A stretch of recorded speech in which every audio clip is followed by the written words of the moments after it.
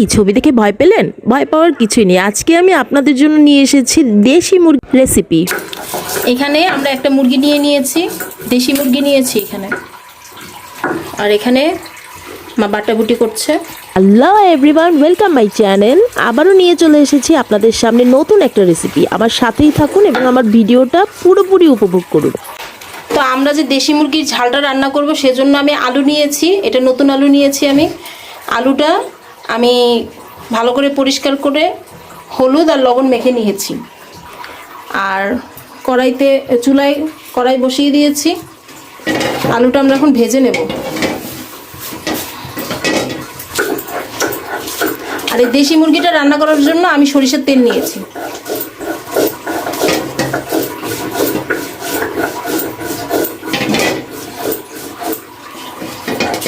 তেলটা প্রায় গরম হয়ে এসেছে। এখন আমরা আলুগুলো দিয়ে ভাজবো।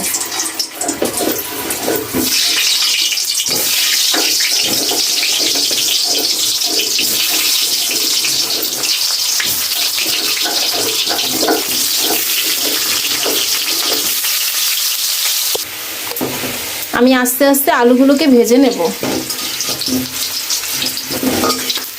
আর যেহেতু নতুন আলু, এটা এমনিতেও একটু নরম থাকে।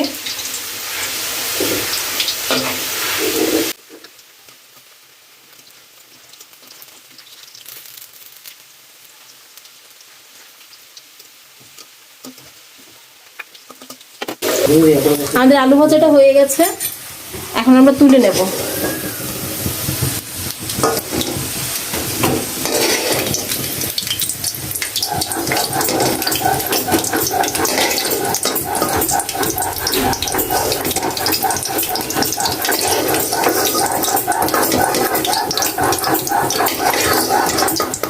ময়লা বাড়ি হালাস না।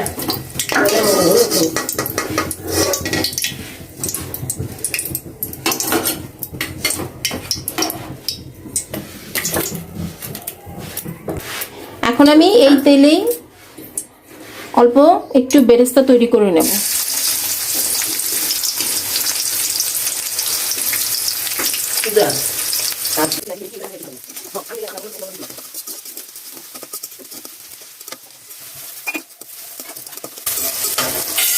তো আমার পেঁয়াজ বেরেস্তাটা হয়ে গেছে, আমি নামিয়ে ফেলেছি পেঁয়াজ বেরেস্তাটা।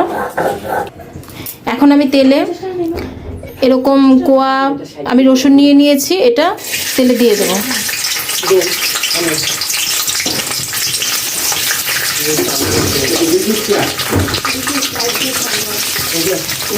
এটা ভালো করে একটু ভেজে নিতে হবে।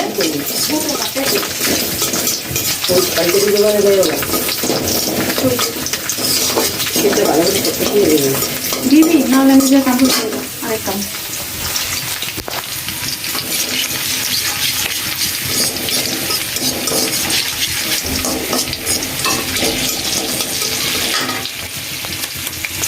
এর মধ্যে দিয়ে দেবো এরকম আস্ত তেজপাতা।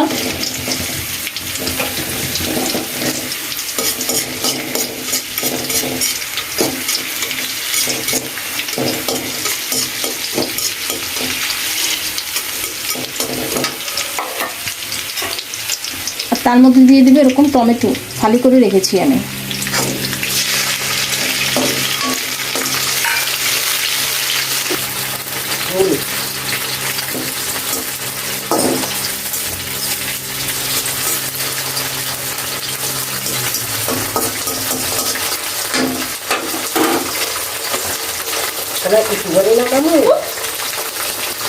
এখন আমরা দিয়ে দেব মশলা কষানোর জন্য দিয়ে দেব হলুদ,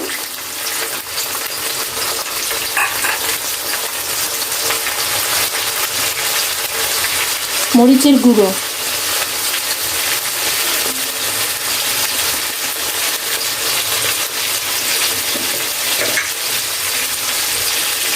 ভাজা ধনিয়ার গুঁড়ো,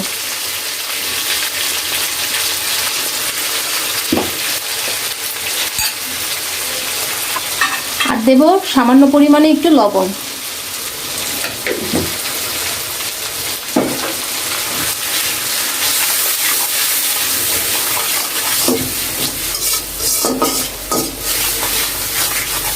এই মশলাটা এখন আমরা ভালো করে কষিয়ে নেব।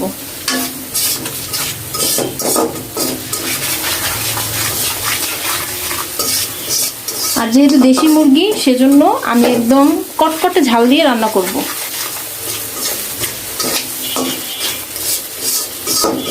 এই কটকটে শব্দটা একটা গ্রাম্য শব্দ, তো হঠাৎ করে মনে চলে আসলো, সেজন্য আপনাদের সাথেও শেয়ার করলাম। মশলাগুলো প্রায় ভাজা হয়ে যাচ্ছে, দেখছেন যে তেল উঠে গেছে। তো এখন আমরা পেঁয়াজগুলো এভাবে কেটে রেখেছিলাম, এখন সেই পেঁয়াজগুলো দিয়ে দেব।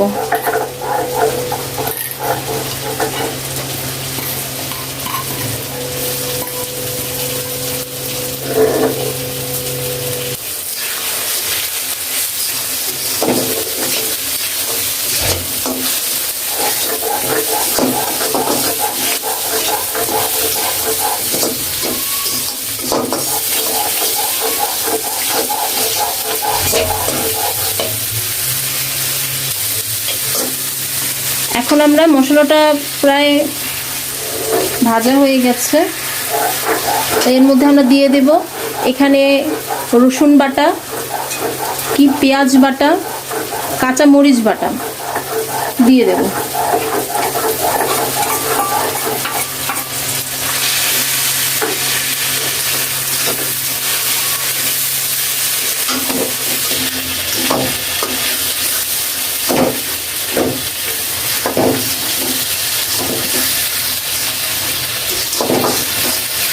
আর এর মধ্যে দিয়ে দেব এখানে আদা বাটা এবং কাঁচা জিরে বাটা।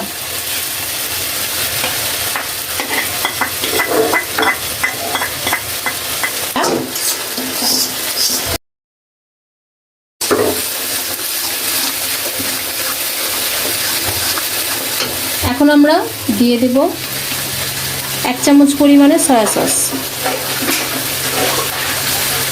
আমরা এর মধ্যে পরিমাণ মতো একটু সস দিয়ে দেব।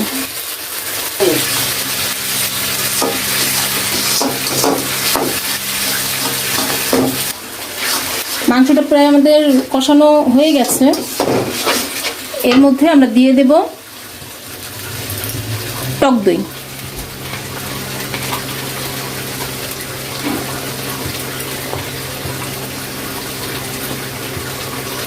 আমি 3 টেবিল চামচ পরিমাণে টক দই দিয়ে দিয়েছি।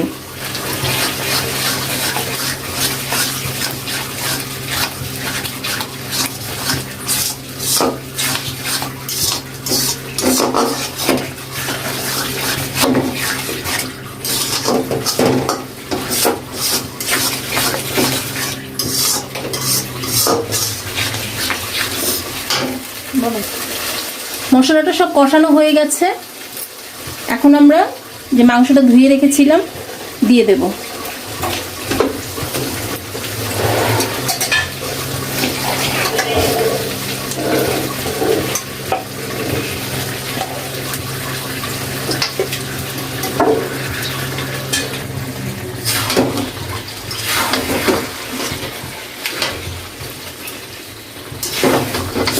এখন আমরা আস্তে আস্তে করে এটা কষাতে থাকবো। আর দেশি মুরগি যত বেশি কষানো হবে ততই টেস্ট বেড়ে যাবে।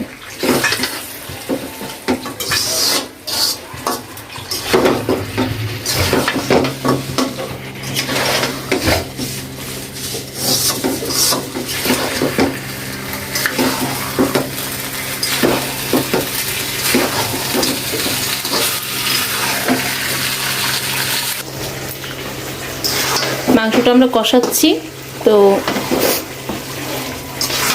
এর মধ্যে আমরা দিয়ে দেব কাজু বাদাম বাটা। এই কাজু বাদামটা দেওয়ার হচ্ছে সফট এবং নরম একটা মাখন মাখন ফ্লেভার আসবে এবং এটা সফটনেসও হয়ে যাবে। সেজন্য আমি ট্রাই করি যে দেশি মুরগি রান্না করার সময় বাদামটা ব্যবহার করা।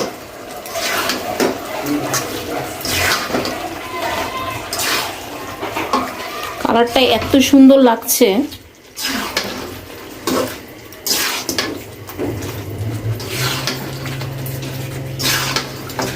এখন এটা আমি কষিয়ে কষিয়ে রান্না করব।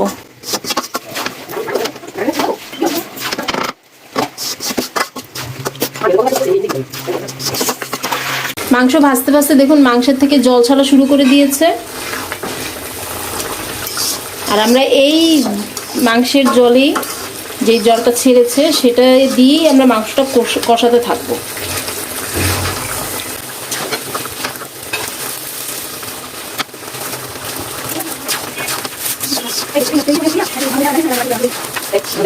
আর যেহেতু এটা দেশি মুরগি, তো দেশি মাংস আমরা জানি যে শক্ত হয়ে থাকে, তো আমি আজকে দেশি মুরগি নরম করার জন্য পেঁপে ব্যবহার করব। কাঁচা পেঁপে এরকম 2টা ফালি করে নিয়েছি, এই 2টা ফালি আমি মাংসের মধ্যে দেব।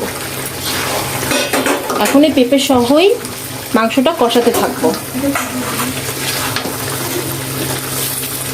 অনেকে জয়িত্রীও দেয়, তো আমি জয়িত্রী বেটে দিয়েছি মশলার সাথে, তা আমি এখন আর এক্সট্রা কোনো দেব না।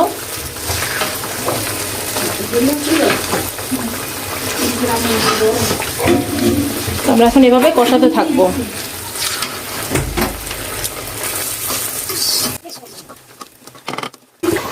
মাংসটা কষাচ্ছি, এখন আমরা মাংসটা একটু ঢেকে দেব।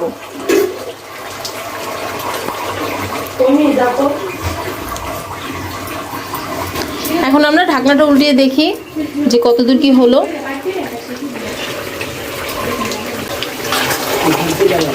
অলরেডি খুব সুন্দর ফ্লেভার ছাড়া শুরু হয়ে গেছে।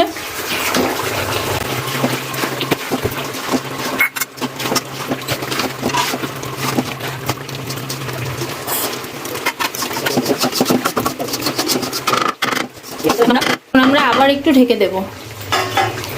আর যতক্ষণ পর্যন্ত মাংসটা সেদ্ধ না হবে পুরোপুরিভাবে আমরা এরকমই কষিয়ে কষিয়ে রান্না করতে থাকবো।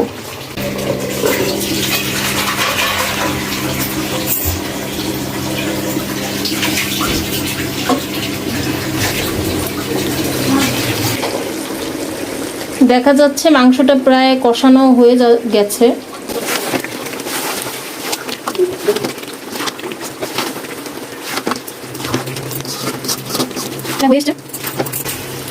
আমরা এখন পর্যন্ত কোনো জল দেইনি মাংসের মধ্যে, সেই মশলা এবং মাংসের থেকে যে জল ছেড়েছে তা দিয়ে আমরা এতক্ষণ পর্যন্ত কষাচ্ছিলাম।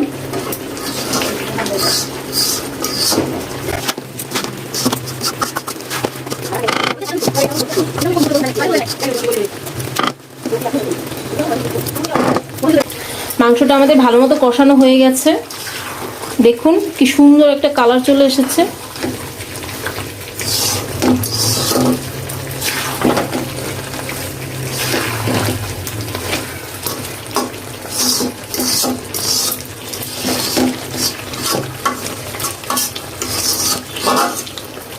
মাংসতে দেওয়ার জন্য আলু ভেজে নিয়েছিলাম, আলুগুলো দিয়ে দেব।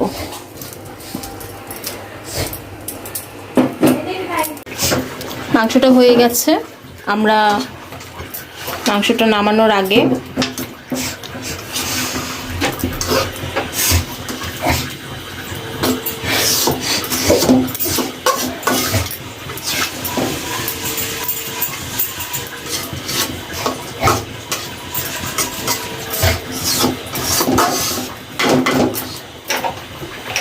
মাংসটা হয়ে গেছে। মাংসটা নামানোর আগে আমরা যে এখানে বেরেস্তা করে রেখেছিলাম সেই বেরেস্তাটা দিয়ে দেব।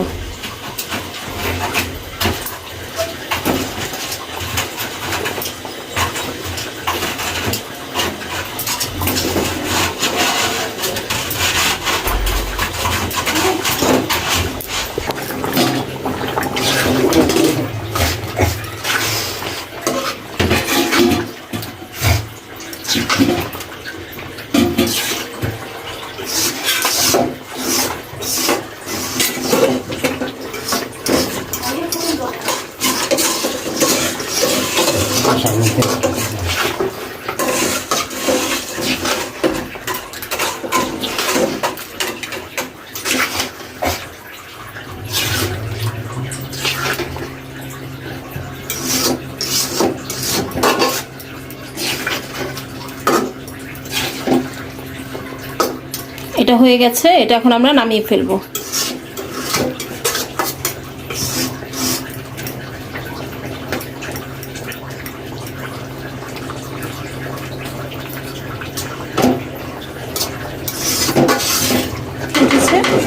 আর এই যে আমার চালের গুঁড়ো, আমি পরিমাণ মতো লবণ দিয়ে দেব।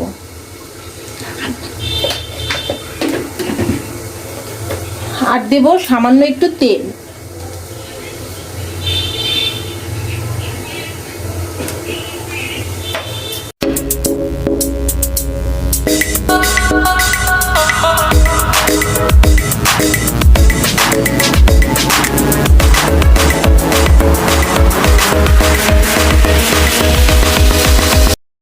আলু দিয়ে দেশি মুরগির ঝোল আমরা খাবো চালের রুটি দিয়ে, তো এর জন্য চালের রুটি আমরা বানিয়ে নিচ্ছি। আর চালের রুটি কম বেশি সবাই এটা পারে, তো সেজন্য আমি রেসিপিও দেখাচ্ছি না। তো আমরা এখন এক এক করে চালের রুটিগুলো ভেজে নেব।